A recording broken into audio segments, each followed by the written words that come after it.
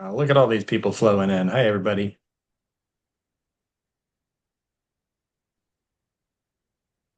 The cat was very excited. Was not amused by the break. So he has been on my the tail, on the lap. The cats are very excited to see everyone.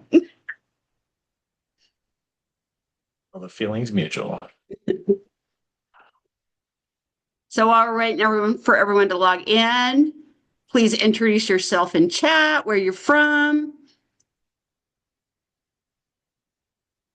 Yeah, we're super excited about our guests tonight. Juicy topic, awesome guests. Good way to close out the July democracy briefings. We do have to give a big RIP to the Prince of Darkness, Ozzy. In case there's any other metalheads out there. I called Jamie the other day. This was like 2 days after Ozzy died, and she's like, "Wait, hang on a second, I gotta go turn down the music." She'd been like blasting Ozzy for like 3 days. Still am. So I've added more songs now. Now I'm up to about 35 songs. So I forgot some of those songs, like going through the playlist.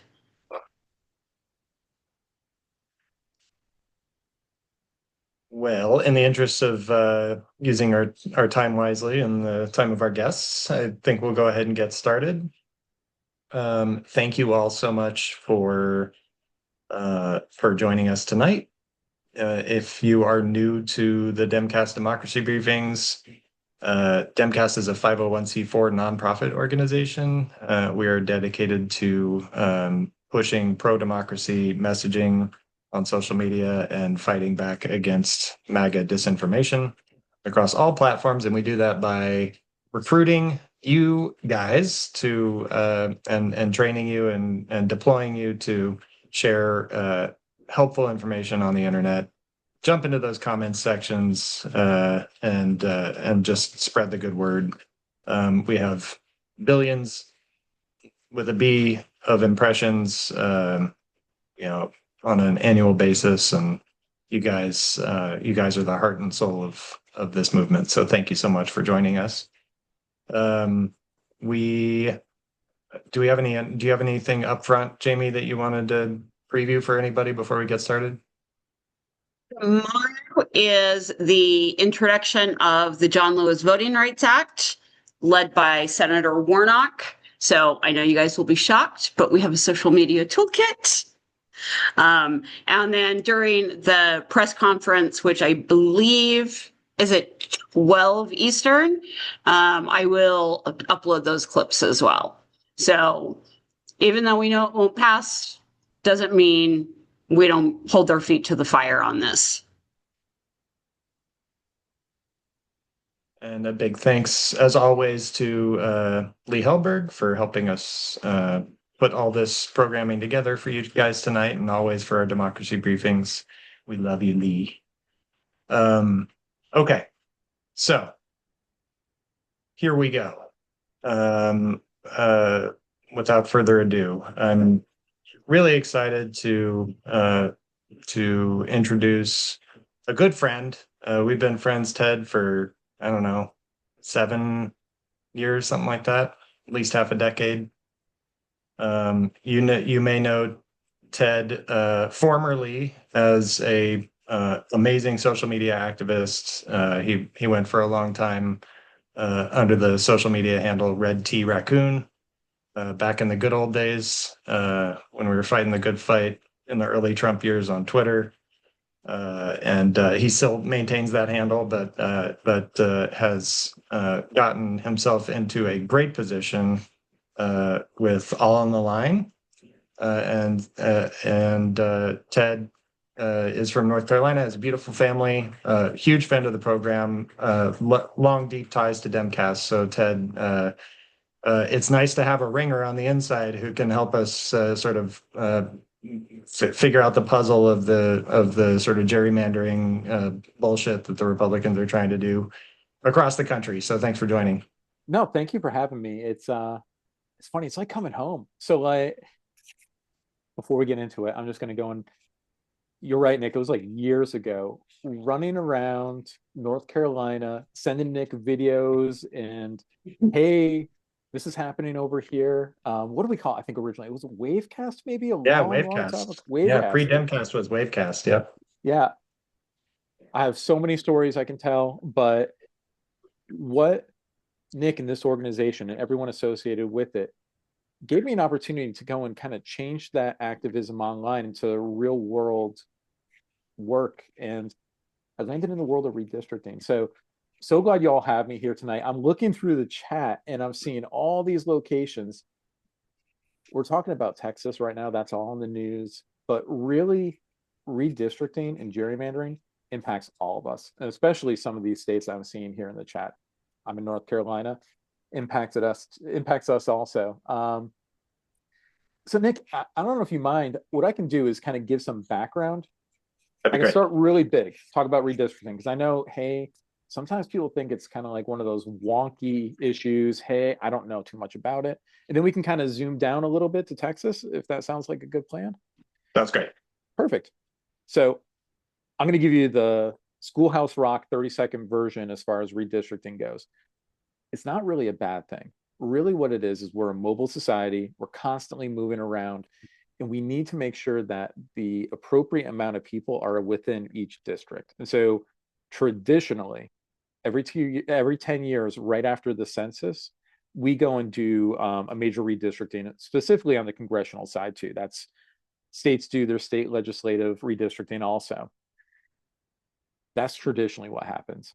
But you have some cases where a state may go and redraw maps outside of that traditional 10-year cycle.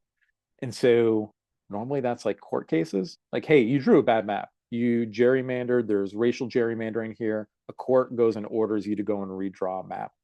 There's some other states that have like mid-decade allows redistricting mid-decade. Ohio is an example of that. And I'll kind of talk about Ohio at the very end.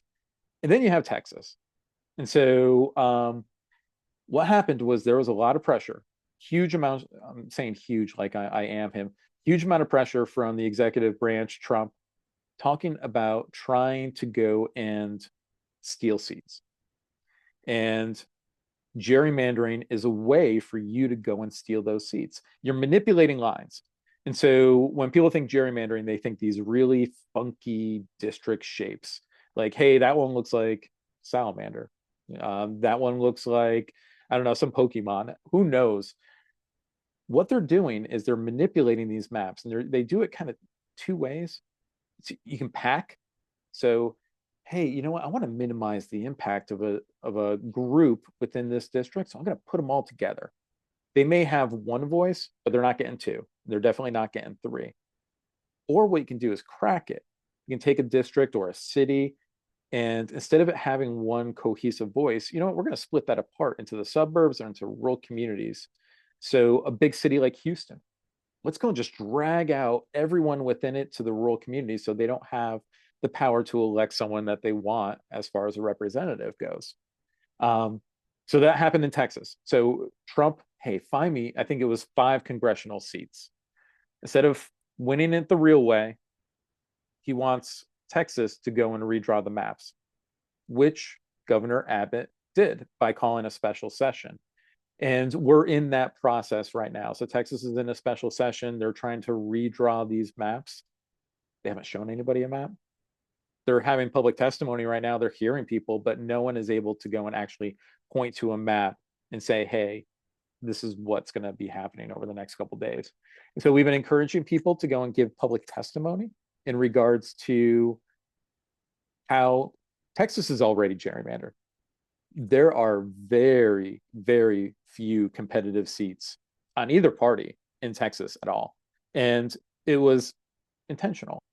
Texas is actually in the middle of a lawsuit in regards to their maps. There's a lawsuit pending in regards to gerrymandering of districts within Texas. So there's an existing problem, and what they're doing is taking it further. And and this is personal to me because if you know me from social media, you know that I do a lot of disaster recovery work, and it is absolutely the Governor Abbott and the Republicans in Texas that are doing this right now with this special session are, well, originally they were trying to do it under the cover of disaster relief, and it's disgusting. People are still recovering in Texas, and they're going and drawing maps. What they would hope under the cloak of darkness, but luckily, it has been getting a lot of attention. And Eric has mentioned this in the chat, and I want to call this out specifically too. There is an opportunity to go and provide testimony tomorrow. You can provide virtual testimony tomorrow in Texas, and what I can do is I'll drop that link in order to go and sign up. There's a lot of kind of shadiness when it comes to opportunities to provide testimony. We've seen this. I've worked in Georgia, Ohio, other states, North Carolina, where they make it extremely difficult to even have your voice heard. And so one of the stipulations in Texas is that you have to sign up 12 hours before the hearing starts. So for a 9 a.m. hearing tomorrow, you would have to be signed up by 9 p.m. tonight. And I'm noticing this too in the chat. People are saying, hey, gerrymandering is happening in my state. Yeah, it is. And we can see there's like a clear lines gerrymandering, but there's a clear line with a lot of these states as far as what's happening. And the fear, this is why Texas is so important to all of you. Some states prohibit mid-decade redistricting, but there are a lot that don't, where it's not explicitly written in the constitution of the state that, hey, we do this every 10 years. So what we're watching for is, if this is successful in Texas, what's going to happen next? Are other states going to be coming up? And so there's been a lot of news about Missouri, Nebraska. They hate that blue dot. They despise it so much. Ohio, I mentioned Ohio previously. Ohio is due for a mid-decade redistricting coming up actually within the next few months. This is part of their constitution, so it's not quite like Texas. But immediately, once those maps are drawn in Texas, all eyes are going to focus on Ohio. And the Republicans in Ohio have already talked about trying to go and gain seats in Ohio also. And so I use sports analogies a lot, Nick, but like what I compare this to is changing the rules of a game during halftime. It's like, hey, basketball. Some guy on the other team is just draining threes left and right. The other team at halftime is like, hey, you know what? Move the 3-point line back about 5 feet because that guy is going to get us. Same thing's happening right now with, I don't call it the big beautiful bill, but Trump's bill is wildly unpopular.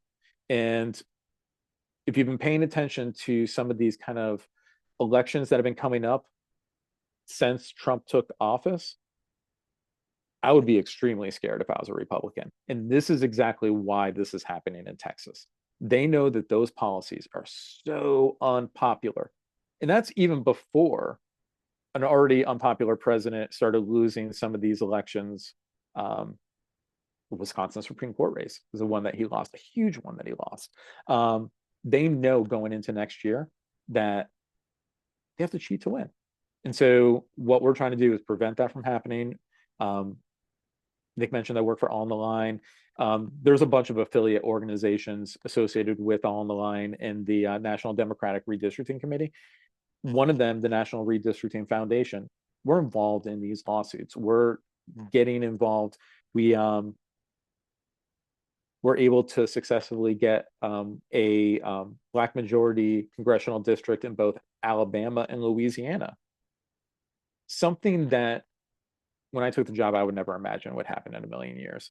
And we're doing it for the right reasons, right? Like we're doing it because the community in Alabama and Louisiana have been silenced for decades. That's the right way of doing it. That's the right way of making sure that that one person, one vote principle is sustained in this country. Texas is the wrong reason. Like your maps are already bad. the reason you're doing this is so transparent that you're just trying to make sure that you're protecting your election coming up. That's the wrong way of doing it. And that's what we're trying to go and prevent. I know I just downloaded a whole lot of information. If you all know me, you know I love to talk. Nick, Jamie, I don't know if you got any questions or anything you want me to elaborate on. And I can pull up some of these links while you ask.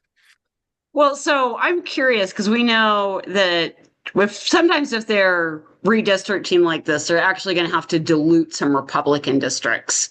So is there any propensity for backlash to this happening on the ground? So I never heard of this before, but it's called a dummy mander. Y'all can use it as much as you want. You can push.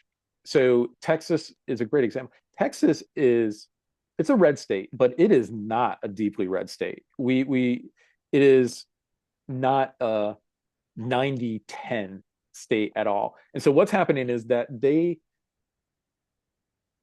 in order to go and get more seats, they're going to have to make some very safe seats less safe. So, hey, you know what? You have a surplus of Republicans in that district. You're going to have to lose a few in order for us to go and move the pieces to another district. And so what they're doing is they're reshuffling. And you're right, Jamie, they're thinning it out. And you run the risk of not only winning that new district that you just drawn, but then losing all those other districts that you drew people out of. Yeah, dummy mandering. North Carolina is another place where they can get very dangerously close to running into it because North Carolina is straight up 50-50 state. And they have gerrymandered us to the point of the bubble bursting.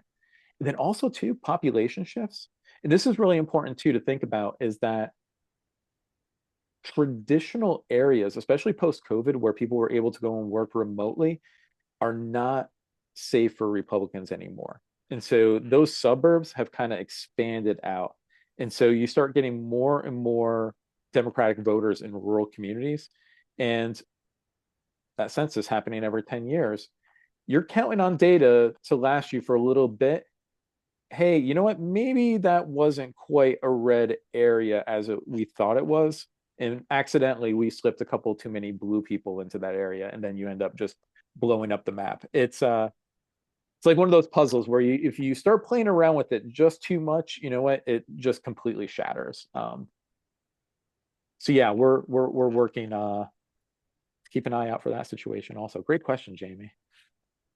And then of course the other thing is now we've got the flip side, right? And I've seen a couple of questions on this is now we've got Democratic governors saying, we've got to fight fire with fire. We've got to redistrict to match them. Yeah. What are your thoughts on that? Because I know I'm personally conflicted as hell on that. Yeah. I'm against gerrymandering, but sometimes it seems like we're fighting with one hand tied behind our back on the flip side. So yeah. And so like our organization has a stance is that we're focused on Texas right now and strictly going to make sure that we can do the work that we need to do in Texas. Jamie, what you mentioned too, as far as when y'all can make your own decisions, because I'm very conflicted also. It's a tough situation to be in. California's a little bit different because they have an independent redistricting commission versus legislators that are picking their own districts. And so there is a little bit of a safety net in regards to that. But you want to really be careful because playing the game of cheating really impacts the people that are already being cheated. And so when you open up the door to allow gerrymandering, I want you to think about the people who are going to be impacted the most. And I'm going to tell you right now, it's the Black community in the Deep South. And doing that in California, in order to go and win this, how much devastation are you going to allow in the South that you can't get out of? We fought for so long in order to go and just get those two districts in Louisiana and Alabama. So you really have to be careful about this. There's litigation that's going on. There are maps that are the Supreme Court punted on a decision in regards to the map in Louisiana, which is a really fascinating case in the worst kind of way. Louisiana added an additional black congressional district, and then immediately a group of non-black voters accused the state of racial gerrymandering against them because race was considered in that map. So basically, they're trying to say that the Voting Rights Act, Section 2 of the Voting Rights Act, is discriminatory against them. The Supreme Court was supposed to make a decision on this, and they actually punted, and they're actually going to rehear the case coming up in the next session. Real dangerous territory. So you got a redistricting case in front of the Supreme Court right now, and you have these states that are kind of going back and forth in regards to what to do. So what I've been reasoning with myself is that we have people literally fighting on the ground right now, and we have a great speaker coming up who is fantastic. And I absolutely do not want to give up on those people. And kind of going on to the next fight that may be hypothetical, I feel just like does a disservice to those people that are fighting right now. And it's like, okay, like, hey, we know you're going to lose, so we're just going to go and get our contingency plan and set. Contingency plans are absolutely necessary, but not at the sacrifice of someone who's doing the work on the ground right now. Yeah, and I feel like kind of the backlash of some of these states doing that could be greater if we don't participate in the same thing. Yeah. So you run the risk of getting sent to court also. And so New York is an example of this. New York had to go and redraw their maps at one point. I think it was about 2 years ago. So it's not like the rules are absolutely thrown out. We've won. We've luckily been very lucky in the Supreme Court as far as some of our cases are concerned. So there is legal frameworks in place in order to go and protect this from happening. That's why the John Lewis Voting Rights Act is so important. And so it kind of goes full circle. Part of preventing gerrymandering and making sure that this doesn't happen is the John Lewis Voting Rights Act and the Freedom to Vote Act. I've been telling people this all the time. Federal legislation will put me out of a job and I will be absolutely happy about it. Please, like, I don't ever want to talk about gerrymandering again. So yes, please, John Lewis Voting Rights Act. And then just constantly trying to go and contact your legislators if you're in one of those states that does have gerrymandering, and you might have an opportunity in order to go and prevent it from happening. A lot of states have been doing ballot measures in order to go and change it from like a legislative body that makes the decisions to an independent commission that goes and does it with citizens. Michigan does that. Colorado has a citizens commission. A lot of good opportunities. Utah's waiting for a ruling any day on our maps because we did pass that ballot initiative, which the Republicans redid. But then our state Supreme Court said, no, a ballot initiative has the same power of you guys. You can't undo the will of the people. And so should be any minute. Yeah, it should Been be. saying that for a month, but. Yeah, and what we can see is when these cases come through, the court may go and order the map to go and be redrawn. Or in Utah's case, I think there's been previous maps drawn, and they may go and choose something that was previously made, but that's what we're hearing, is that the judge is most likely to choose them from a map that was drawn by the independent commission and to say, you're going to use this one. Yeah. And zooming out, y'all, I am the first one to admit it. We live in a world where it is like a forest fire. There are fires going on everywhere. The world is burning down. I can go and throw a dart and hit a topic that is super important to all of us. Redistricting is kind of like one of those slow burns that you just see smoke kind of rising in the distance just a little bit, and then you don't hear about it. And then on election night, when they're up on the big boards and they're pointing at the maps and they're calling races like at like 8:01, this district's done, district is done. And you start thinking to yourself, why? It's because of gerrymandering. And at that point, it's too late. Like the votes have been cast, the person's going to go and take office. So I'm so glad you all are talking about this. I'm so glad that Texas is getting so much attention. Don't sleep on Ohio. Ohio is going to be another state. Florida is another one to keep a very close eye on. There's a case about, I think it's the third congressional district in Florida. I might be wrong. It might be the first. These things happen, but we get so busy, right? Like there's so many things going on, and then all of a sudden the maps passed and it's too late. So yeah, thank you for keeping your eyes out on these things. Democracy issues are still vitally important because when you unpack your other issues, you can't make change without real representation and fair representation. Gun rights, the environment, everything is tied down to, at the end of the day, is it fair? Do these people really care about what I'm saying and what I believe? And right now, a lot of times our electeds are pandering to the base just to win their primary, because after that, it doesn't matter. Yeah. And so they have no reason to care what a constituent that's a different party has to say about them. So absolutely. That's one of the most vile things about gerrymandering too, is that it causes extremism. Jamie's 1000% right. You will get more fanatical voters in a primary, and I'm using that term actually like 100%. You will get fanatical voters in a primary, and so those Republican primaries, it's who can outdo the other one. Like, you know what? You're going to go wild on that issue. I'm going to go and take it even further, because you know that once that primary is over, it's over. You won the race.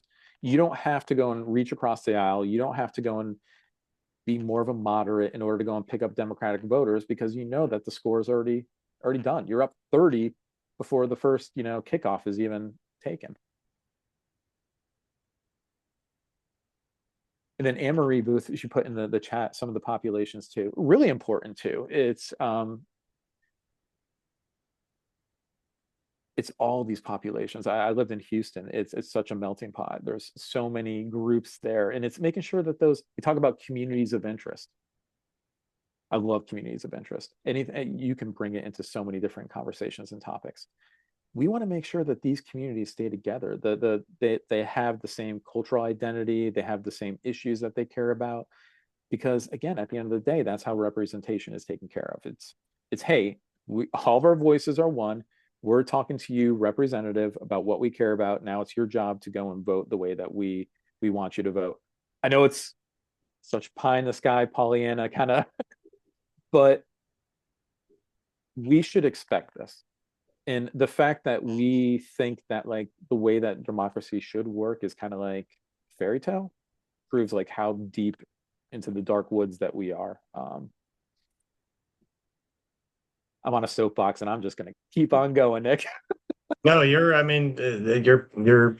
preach on, brother. And I think being from North Carolina, I think something that can sort of underscore the point here is, the maps were redrawn, prior to the last election, and that significantly altered the representation in that state specifically, and given the margins in the U.S. House currently, right? I mean, if that hadn't happened, and the maps had stayed the way that they were prior to the redrawing, like Democrats could control the House right now. Yeah, theoretically.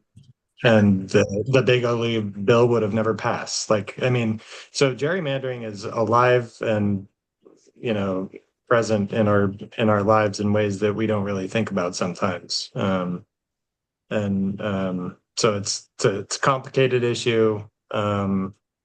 I get the if they're doing it, should we do it conundrum, and like both you and Jamie have said, like it's something that I struggle with. I lean on the we're fighting with one hand tied behind our back, like they're trying to destroy the entire country. This is not the moment to hold our heads high and do the right thing when they're cheating left and right and all that kind of stuff. So I tend to be behind the idea that if Texas does this, Gavin Newsom should redistrict the fuck out of California. Personally, that's how I feel about it. And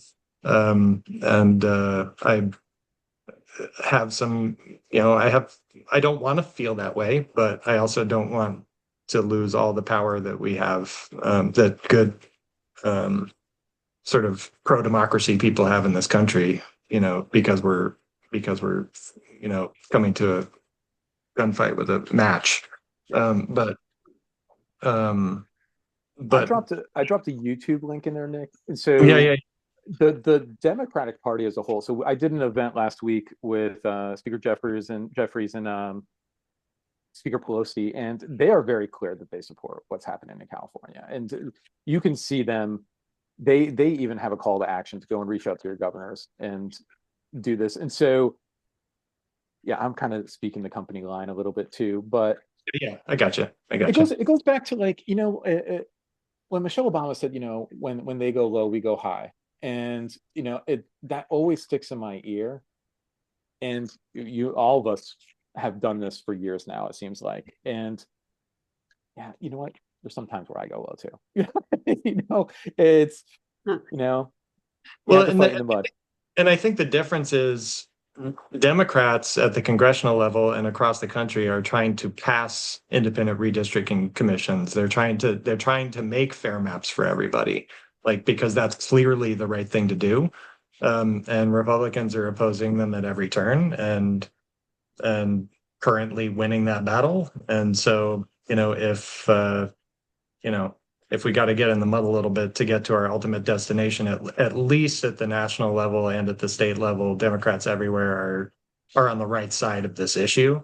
From a policy standpoint, like from an aspirational policy standpoint. So, it ain't pretty, but it is what it is. No, it isn't. And I always think back to our chairman is the Attorney General Eric Holder, and he always makes a great point. He's like, if it's a fair fight, he's like, I know we'll win every single time. He's like, there is no doubt in my mind the principles and the things that we care about align up with the American people. But yeah, you're right. It hasn't been a fair fight. It never has been. And you get those moments, right? Like North Carolina had like this very small moment where, again, we were able to go and send like a 50-50 delegation to DC. We lost one Supreme Court race, and the new Supreme Court flipped that decision and gave us bad maps again. And then we went right back to where we are now. It's tough. It's a challenge trying to, and people are saying it too. It's fatigue. They know that they can beat these people down and that they can eventually feel like your voice isn't heard. And we're seeing it in Texas. It's horrendous that they're limiting the amount of time that people can go and do this. They're not showing maps. That it's almost kind of like a mock hearing at this point. It's just a sham. But you know what? You still have to do it. You still have to go and fight the good fight. I gave testimony myself when it came down to maps in North Carolina. I love the receipts. I think that's one of the best things that Demcast does too. We like to save receipts. And you know what? I told you so. You guys drew this, and this is what happens, and I told you so. Or you know what? I tried to defend my community, and you guys didn't. They go back, and when there's lawsuits and there's these cases in front of judges, they'll be like, okay, well, who actually talked about this? Who mentioned their community? And then what did you do in order to go and protect that community? Yeah, a lot moving pieces. So I think the biggest things to kind of recap where we are. So Texas is going to have a map soon. The special session was only 30 days. We're about like a week and a day into it right now. Redistricting was right off the gates. They're not going to want to sit on it very long. So we could see a map within the next week or two, probably this week. Immediately. I just saw Texas Dems post that they're ready to break quorum. Yeah. To stop it. Yeah. So they're going to go and fight this. The Democrats in Texas are doing the Lord's work right now. If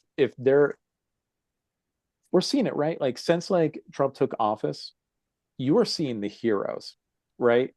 Taking a stand and fighting the good fight. And you know what? Sometimes it's a loss, sometimes it's a win, but you fight the good fight. We saw Newsom do it like really early on, right? Like he was one of the first ones out of the gate.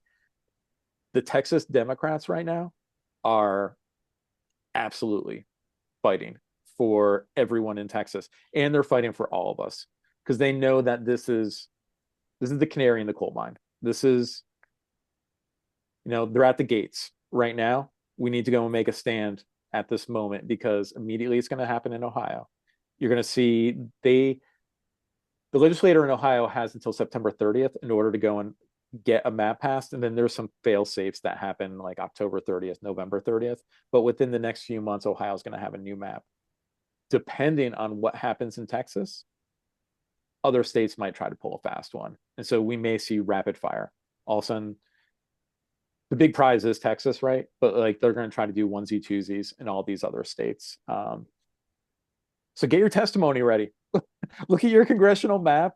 Look at, how your community is set up and ways for you to go and describe and talk about your community. And I will tell you from personal experience, if you're testifying and they shut off your mic, you actually get more press than if they let you talk. They shut off my mic here. I may have gone off script, called it a racist white power grab. But that's all the news was talking about that night. They didn't talk about the rest of the hearing. They talked about what I said and the fact that they shut off my mic. Run through the tape. I tell people that all the time. If you want a skill in advocacy, and I'm talking just throwing redistricting out the window, public testimony is king. And when North Carolina was redistricting, there was a young man that was in front of me, and like, when someone hits the ball and you're like, that's a home run. As soon as this kid started talking, I'm like, this kid's going viral. And he did. And it could be about any issue you care about. Be that person that speaks truth to power directly to their face and have it videotaped and recorded. People love that. And it goes and gets more people engaged in the process. Yeah, Jamie, yours are fire.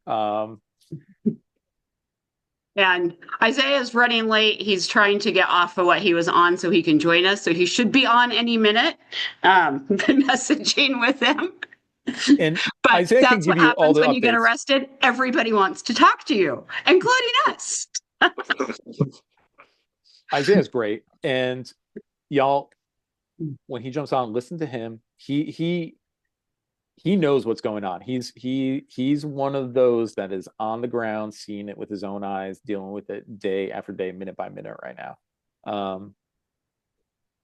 We get stuck kind of listening to the news and everything like that. But the beauty, I'm going to give Nick his flowers right now about Demcast, is y'all are the ones reporting this. Y'all are the ones out there right now seeing all this and getting it circulated and getting it in front of people's eyes.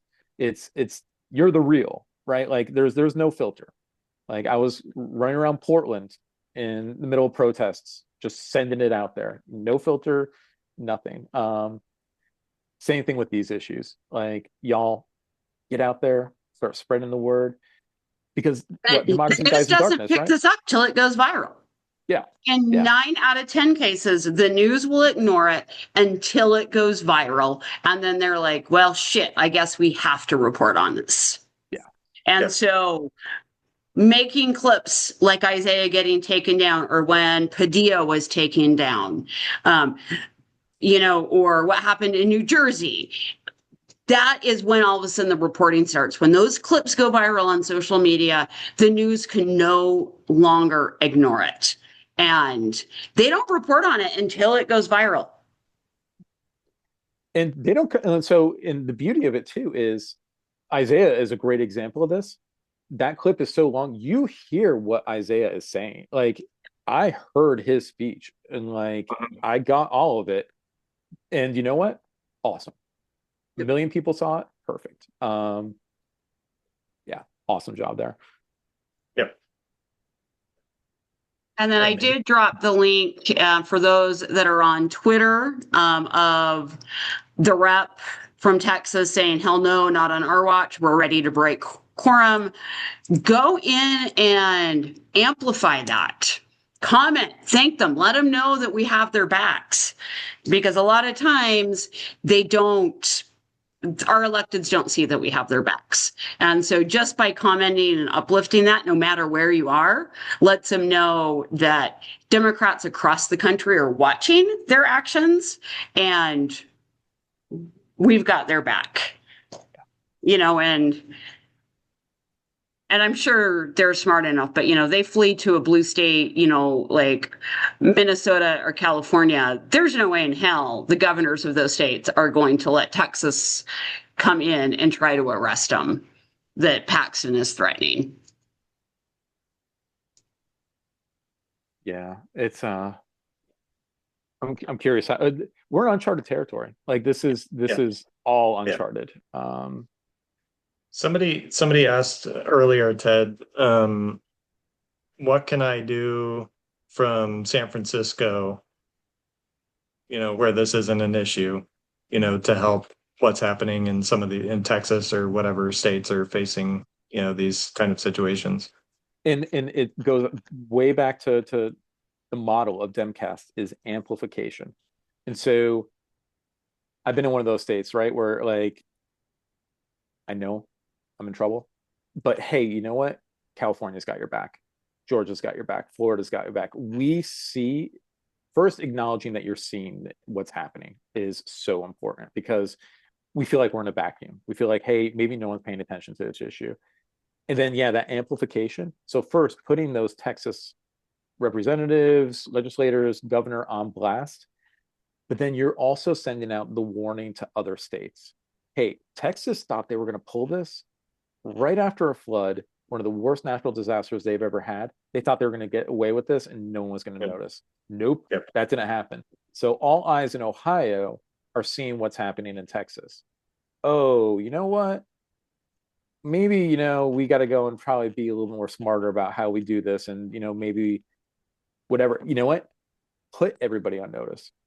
It's, you know, giving someone a punch. You know, I'm gonna lose the fight, but you know, I'm gonna give a good punch here, and just in case, you know, that second guy is gonna think twice before, you know, he messes around with me, and that's I think what we need to go and do.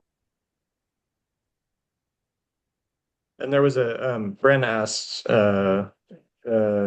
she participated in All on the Line training about giving testimony a few years back. Is that something that you guys still do?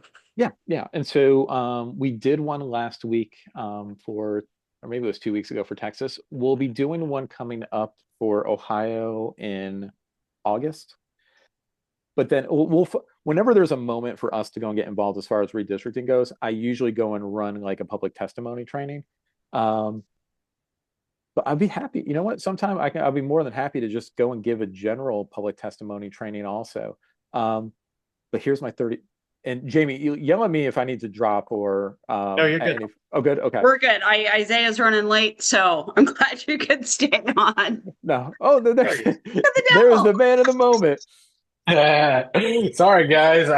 We had something that went a little bit longer than I expected. So everybody wants you on. That's a great problem to have. So I'm excited. I came on here not so long ago, and it's so fun to chat with you guys. I'm really excited.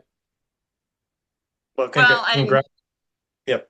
Yeah. Well, and for those who don't know, Isaiah Martin, he is credible on social media, but he is running for Texas Congressional 18th District.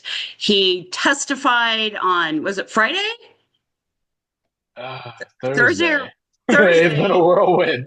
They shut off his mic, arrested him, held him for almost 24 hours, released 30 him hours. 30 hours, dropped the charges, and then he went back the very next day and testified again. So this is really what people are wanting to see, this fight. So we're so excited to have you on because we've been talking Texas and redistricting and shenanigans all night. So Yeah, it's been a crazy 30 hours to say the least. Well, it was a crazy 30 hours to say the least. I had no idea that I was going to get arrested. Going to jail wasn't really on my bingo card for this year. But it happened. And ultimately, look, when I got to jail, it was crazy because the first, place they kind of send you is like the intake facility. And I turned lemons into lemonade by doing a town hall for the inmates that were in there. We were talking about tariffs and childcare and all these things. And by the time I got to my cell, which was basically 26 hours of solitary confinement, I just couldn't stop thinking about, you know, I know it sucked, but I knew that so many people across the country would be talking about the fact that what the Republicans are trying to do to gerrymander Texas is abhorrent. And we've got to fight back against that to get more people talking about it, no matter what the consequences are. As well as, the multiple states that have come out since then, people like Governor Gavin Newsom to talk about gerrymandering Republicans back the same way they're coming after us. So that's a movement that we are excited to be just mere participants in. And I'm just really excited about, the work across the country, the energy that we've been able to really see, because this is truly an insane period of American history. So give us for those on the call who didn't necessarily see your testimony, your original testimony, like give us a little bit of the play by play. Like, what did you say that pissed them off so much? And then Yeah. kind of what happened and what were the grounds on which they arrested you in the first place? Yeah. So, I waited 4 hours to testify, which was definitely crazy. I waited 4 hours, and what really set me off, because I didn't really plan on like what to say. I just kind of was sitting there for 4 hours, and I saw all these Republican state representatives, and they weren't listening to anybody. They were on their phones, they were smirking, they were laughing, and it really irritated me. Because you had these grandmas that had driven hours, just to come up to the state capitol and to talk about how much they didn't want to see this. You saw people talking about how the Medicaid cuts affected them. The Republicans were just laughing like this was a comedy show. And so I got pissed off, and I just went up and I just lit into them, talking about, you Republicans are controlled by Donald Trump, because they all were sitting there acting like, oh, we don't know why we're here. We're just here to go through the process, and that is not acceptable. These guys are terrified of Donald Trump's endorsement, and they'll do anything. They'll sell out anybody. They'll screw over anybody just to go forward and get it. And so I told them that, and you could see them go and turn red as Rudolph the red-nosed reindeer's nose. They got completely bloodshot at that moment. And I just kept on going into them, telling them that they weren't going to be successful because blue states were going to go and gerrymander Republicans the same way they're coming after us. And so after that, it pushed me to the ground. Officer Pillsbury Doughboy fell on my ankle and my finger per se, But I got outside. They pushed me to the ground again. And they effectively said, well, you got to come with us this way. So they lead me outside, and I'm thinking, okay, like all the other officers around me pretty much thought the same thing. They were just going to say, okay, you got to leave or whatever. Don't come back for the rest of the day or something like that. But the guy, the officer, the main one that pushed me, got a phone call. And he's sitting back and he's doing this call, and it's like an aggressive phone call. And he then comes up to me and says, well, you're going to be placed under arrest. It's like, what? For what?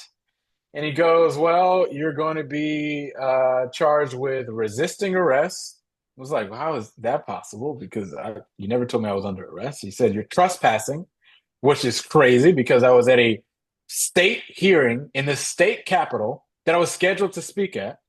And then he said that I'd be charged with interrupting a public proceeding and all these things. And I said, well, how does any of this make any sense? He says, I don't care.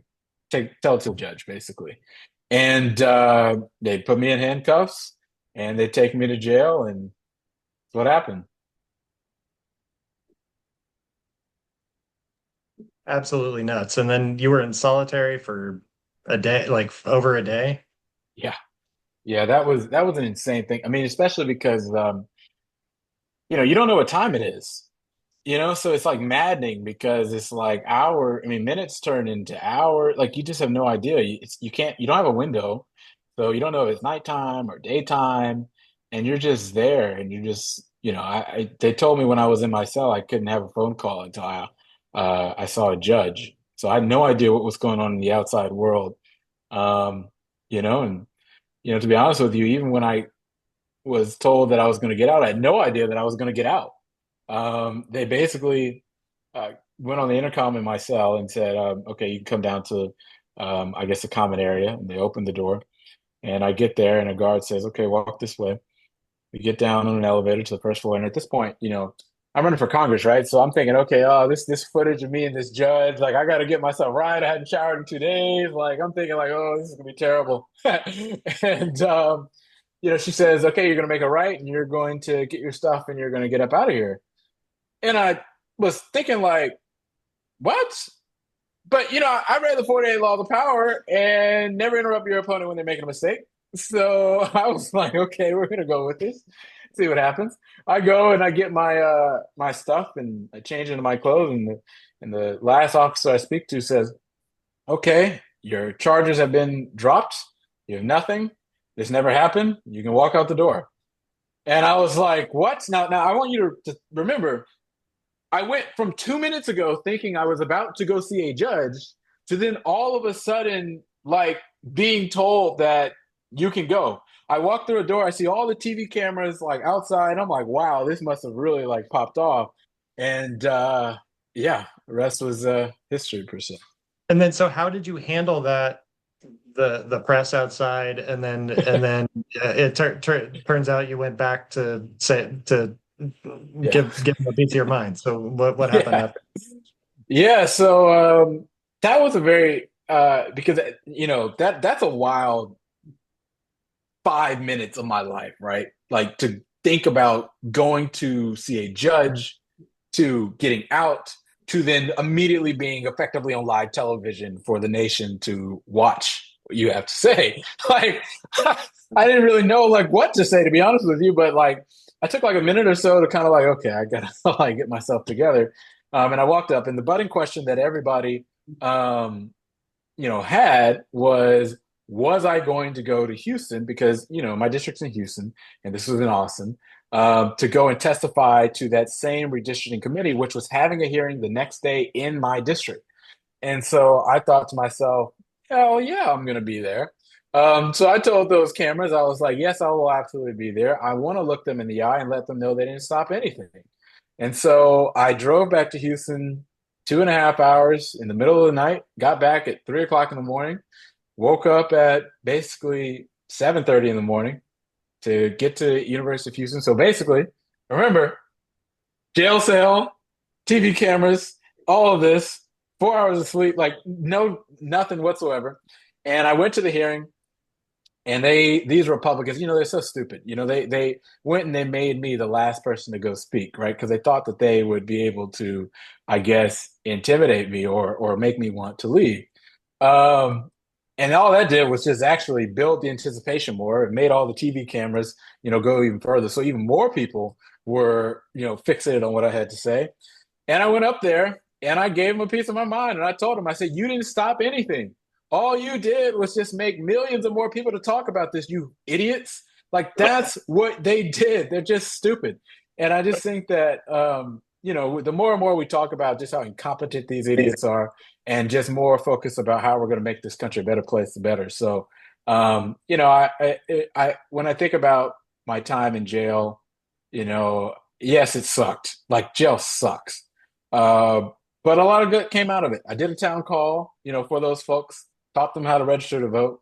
I got so many people interested, in this topic with the help of all of you guys, by the way. Like also like that wouldn't have been possible without you guys and everybody like sharing and boosting, because that was insane. But then we also let those Republicans know that Democrats are not going to be afraid of these people, because you know what? What they did to me was them trying to pick someone because they thought they could silence them, and then ultimately scare anybody else that wanted to testify into not doing it, because you know what? We're going to throw you in jail and that's going to be your life. But we throw that back completely in front of them and showed them that it was absolutely a failure on their part. So it's crazy. And Well, Ted, we have had so many comments and questions of asking you to please do your public hearing training. And so we will get with you on that. Yeah. Yes. Yeah, yeah, that absolutely. Absolutely. would be great. Yeah, But I and Yeah, think you know, John Lewis was arrested, what, 40 times before Congress and what, 7 or 8 times while he was in Congress. So yeah. you're Yeah. following in his footsteps. Yeah, yeah, it was definitely insane. Guy had to get into some good trouble to say the least. But ultimately, these Republican fools come up and they ask, would I do this again? The answer is hell yeah, because ultimately, I don't regret what I did. I have no shame in it whatsoever, because America's hurting. And we need people that have the guts to go forward and let these Republicans know that they're not stopping anything, and we're going to be coming for them every step of the way.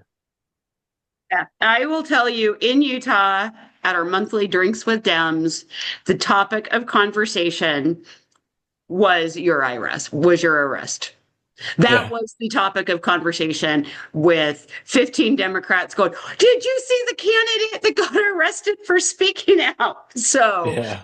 and at one point there were like 30 people watching a video on someone's phone because everybody heard and was like, what are you talking about? So the entire bar ended up seeing that video. Wow. That's So crazy. And you too. That's crazy. in Utah, I love Utah. yeah. So, so that's how far it's traveled. That Yeah. that was a topic at a bar on a Friday night. Well, Love it. and thanks, Isaiah, for well, first of all, for just speaking the truth to these assholes, and then for enduring what you endured, and then for handling it so well on the backside. All of that, just like you said, I mean, an unfortunate, obviously, experience for you, and I can't even imagine being in solitary confinement for over a day. But ultimately, like, thanks, guys. I mean, Yeah. they really like that got a lot bigger. Your words and your voice got a lot bigger as a result of them overplaying their hand there. So and that's yeah, as people were throwing good trouble in the chat, and that's exactly what you got into, and big time spirit of John Lewis. So thanks for doing what you're doing. Thanks for running for Congress, for being a voice for your generation. Um, In the links doc, there is a link to donate to Isaiah's run. Just have to throw that out there. So yeah, because this org is definitely Team Isaiah. So yeah, so we'll do what we can. but we have And Ted's social media in there. We have Isaiah's social media. We've got all on the line. So go in, follow everybody. Yep, and keep doing the amplification, keep amplifying these stories. Let's help.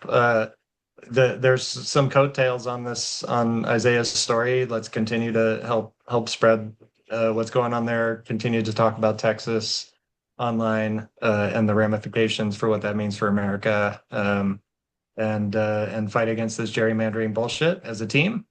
And Isaiah, I sent you a DM in Signal. Gotcha. Yeah. Okay. Absolutely. Okay. And with that, we're at time, guys. Thank you so much for joining. We're so appreciative. This has been really informative and inspirational for everybody in the Dimcast community. So thanks.